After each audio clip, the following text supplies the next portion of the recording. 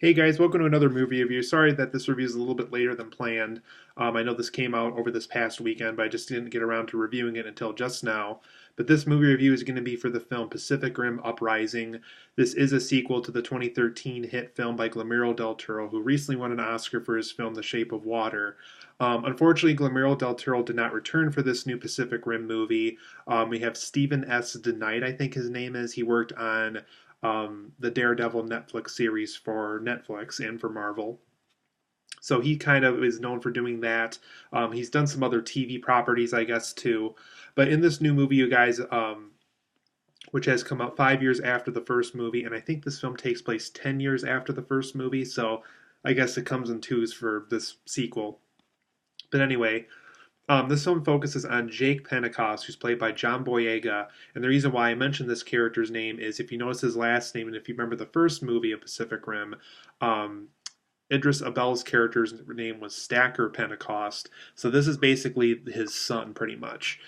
So we focus on the son of this Stacker Pentecost, who's Jake Pentecost, played by John Boyega, and he's different from his dad. He didn't really the Jaeger pilot program thing that his father was a very big part of in the first Pacific Rim movie. He kind of wasn't a part of that. He kind of wanted to go his separate ways and do something else. Even his own dad admits, or at least based off what John Boyega tells us, the audience, at one point in the movie, that he never really viewed his own son as a Jaeger pilot just because he knew right from the start that it wasn't for him. So he goes off his own way. He kind of lives the life of the party. He's one of those kind of guys. And then he's eventually recruited by a character played by Scott Eastwood, who needs him to train these young Jaeger pilots. And since he is a Pentecost, and since his father was such a very important person for the Jaeger program from the first movie, they want his son to basically do not really do exactly what his dad does, but he wants to train some. They want him to train some of these younger pilots to be able to control these big Jaegers, so when a bigger threat happens again, like in the first movie, they'll know what to do. So things go great for a while. This Jake Pentecost character is getting used to working with Jaegers again and things like that. It's not that he didn't know earlier; it's just that clearly him and his dad had a falling out, and it didn't work out so well earlier. So that's why it played out like that. But then a Jaeger, not a Jaeger, then a kaiju threat eventually happens, which eventually calls more Jaegers to go into this battlefield to take them down. So they're basically giant monsters that come out of the ocean like they did in the first movie. And so these Jaegers now have to, these new Jaeger pilots have to be trained to take down this monster. Jake Pentecost has to work with some expert Jaeger pilots to be able to take down those monsters. And so there's more to the threat than just that. I can't get into that much detail because it is spoiler territory. But it does have a connection to something that happened in the first movie and why these kaiju are coming out of nowhere again, and why, once again, the world is threatened by the kaiju, and it's up to the Jaeger pilots to stop the kaiju once again. So overall, guys, I thought this new Pacific Rim movie was just okay. I really enjoyed the first Pacific Rim movie back when that came out in 2013. I thought Guillermo del Toro did an excellent job, combining story and action and visual effects, kind of bringing the whole giant monster thing back to the right direction for a modern day movie going audience. I thought all that was really well done in that movie. I was hoping to see more of that in this movie. Unfortunately, new director, new visions. From what I know about the script, it sounds like it was changed multiple times.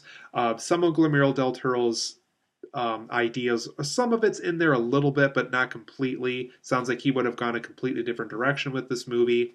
But overall, I thought this movie was just okay. There's things about it that I like, but there's things about it that I really don't care for too. So let's dive into some of those details.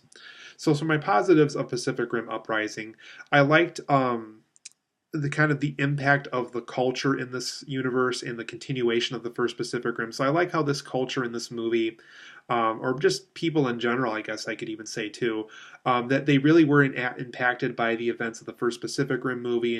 They rebuilt everything. Houses had to be rebuilt, businesses had to be rebuilt, cities had to be rebuilt. Tons of things just had to be rebuilt based off the course of the first movie. And people really learned by that. They really were impacted. They really felt hurt by it. They had to learn how to kind of, rebuild everything from the ground up again. So I like how this new Pacific Rim movie does take note of this and definitely pays a lot of attention to this, because there's definitely a lot of details in this movie, even just when Jake Pentecost is laying by a pool, for example. You see this giant skeleton laying next to him. These characters are used to having this big tragedy happen to them based off the first movie. So I like how this film does emphasize that these characters are trying to grow and become better people off of that tragic event in the first movie. And once again, I like how this continues the events of the first movie. Maybe not so much with those characters, but with the offspring of those characters, with Jake Pentecost and so forth. So I like the continuation that they went with for this new Pacific Rim movie. I also like John Boyega's character in this movie. There was just a lot of detail and depth to him. I also like how they didn't just go with the typical, he's the son of Stacker Pentecost, so he has to be stricken stern and be the big general guy too. So I like how there's more behind that. I like how there's more to it. That there's, he had a falling out with the dad. There's still good things about him. There's things that he definitely needs to, become a better person with. So I like how he grows throughout the story, and you'll see that. You'll see that he does grow and become different throughout the course of this movie. So I like how this Stephen S. DeKnight, who directed this movie, really tried to emphasize that too. I also like the action scenes between the Jaegers and the Kaiju. They're just very well done, very well made. They avoid using shaky cam, so they feel well filmed. They felt like good action scenes. When it's a Jaeger versus a Kaiju, it feels like a good action scene. It feels like they knew what they were doing. They choreographed it correctly. The visual effects people were on top of things. Once again, no shaky cam. So I just like how they filmed the action scenes for this movie. The visual effects are also very good in this movie. There's definitely, for being a lot of CGI effects, you definitely kind of forget about that this is CGI effects after a while. You really do think that these are things moving around in this world after a while. So they did a good job, making sure the lighting and the detailing, and if something's up close to the camera, that it looks real. So they did a very good job with the visual effects in this movie. I also feel that this film borrows the right story elements from the first Pacific Rim movie. So if you liked the whole Kaiju versus Jaeger thing, if you liked, the character building on top of all of that, if you liked kind of the world and the laboratories and the training programs that these characters go through, this film does a lot of those things that the first film hit the same beats and rhythms with in their story. So I like how they definitely are making sure that this is a Pacific Rim story, that they are continuing the right things, are using the right elements again. So from a Pacific Rim fan from the first movie, I like how they continued and borrowed elements from the first film to be able to continue on for this one. For my negatives, though, Pacific Rim Uprising, there really is some cringy dialogue in this film. There's just some dialogue that really is not funny or really does not work. There's just characters that say things in this movie. There's this little, I forget what the line was, but there's this little girl who's training to be a Jaeger pilot in this, young Jaeger pilot program thing. And she says something to somebody. I forget what it is. I want to bring it up, though. And it's bad. It really is not good. So whoever wrote the dialogue for this movie, it could have used some improvements. That's definitely one aspect of the story where I can tell Guillermo del Toro was not involved with this movie, because if he was, even he would have gone back to the script and like, no, let's change that out. So dialogue-wise, some of it is pretty cringy. Even John Boyega, who's doing the best he can with this character, and really is a good character from what he was able to do with it, but some of his dialogue, once again, is pretty cringy.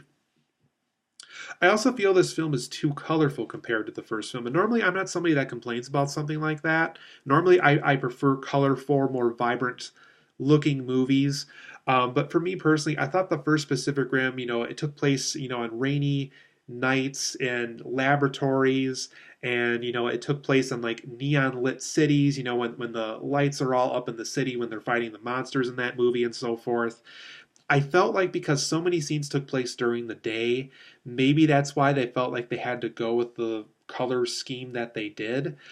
But for me personally, it just looked too colorful. It looked like something out of a coloring book or out of like a kid's TV show on Saturday morning.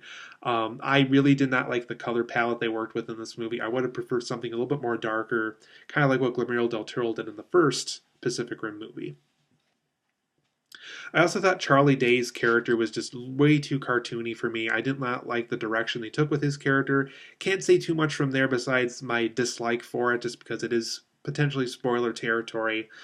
But the direction they take with him, even I guess I could say this one because it really doesn't say anything about the plot or anything. But you know how in the first movie, for those who saw, for those who even see the first movie, you're probably not going to know what I'm talking about. But he had the sleeve of tattoos of all these kaiju monsters, and in this movie, to kind of maybe for budget purposes too, he's wearing long sleeves throughout most of the movie. So like if he's in a business suit, it's like a long sleeve business suit. If he's at home, he's wearing a long sleeve shirt there. So I don't know if they did that for budget reasons or whatever, but I don't know. The way they handled his character in this film was just way too cartoony for me. It just didn't feel like the same character. And once again, it just was way too cartoony for my interests. So did not like the direction they took Charlie Day's character in this movie. And once again, this movie really is missing Guillermo del Toro's emotional and stylistic touch that the first film had. It really needed him for this movie. I really, if they could have waited maybe another 1 or 2 years for him to open up his schedule and to really make sure that he could have directed a Pacific Rim sequel, I would have preferred that. Now, after seeing someone else take it on, they really kind of needed him for this movie. Like, it really is a film where only he can make something like this. And I don't know, the way they handled it, the way the emotional scenes were handled, the way the style was handled within, the stylistic portions of the movie was really missing Guillermo del Toro's touch. It really needed him for this movie. It really felt like they were missing him. I also really didn't care for the child Jaeger fighters that they focus a lot on in this movie. They get a lot of screen time, and they're just really not very interesting characters. They're not built very well. They're not written very well. I don't even remember most of their names. So I don't know. That part didn't really work for me too. So overall, Pacific Rim Uprising, I'm going to give it a 7.5 out of 10. I like the continuation of the first Pacific Rim movie. I like John Boyega's character. The Jaeger and Kaiju fights, if I can ever pronounce that correctly. The action scenes involving the two of them are all fine. The visual effects are good. It borrows the right elements from the first movie to make this movie work. But once again, that dialogue is pretty cringy in this movie. It's just a little too colorful for its own good. Did not like Charlie Day's character direction. It was missing Guillermo del Toro's special touch from the first movie. And the child Jaeger fighters really didn't do anything for me. So 7.5 out of 10 for Pacific Rim Uprising. It's a good rental if you like the first movie. If you didn't like the first movie, you can probably skip this one. So it's a good rental. That's probably the best I can say about it.